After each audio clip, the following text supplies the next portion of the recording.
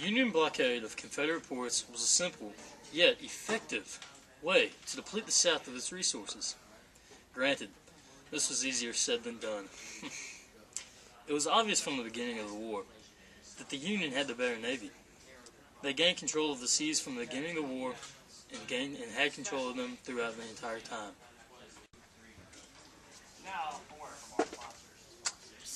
The blockade came from General Winfield Scott's Anaconda Plan. In this plan, the Union would capture the CSA capital in Richmond, Virginia, gain control of western rivers, and blockade southern ports.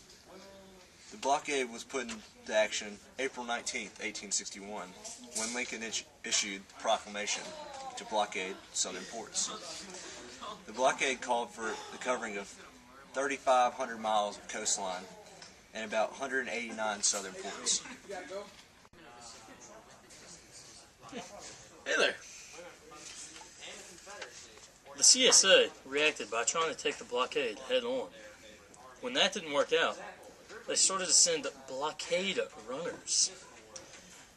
Blockade runners were smaller vessels that were quick enough to avoid Union ships and receive the necessary supplies for the Confederacy. However, the vessels were so small that the Confederacy could not receive the amount of supplies needed.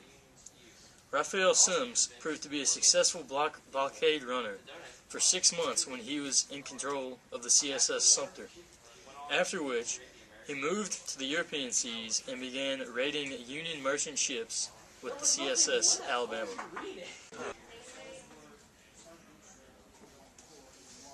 It's pleading the pants. Throughout the war, the blockade proved to be effective against Southern forces.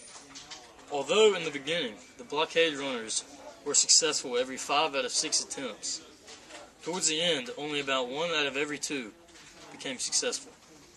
The blockade diminished the CSA cotton exports by about 95%, and it cut off the Confederacy from receiving the supplies it so desperately needed to continue fighting the war.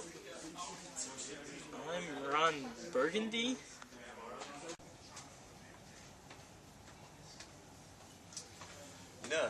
Union blockade of southern ports was a key part to their victory. Without it, the war could have been drastically different. And one thing else, the South will rise again.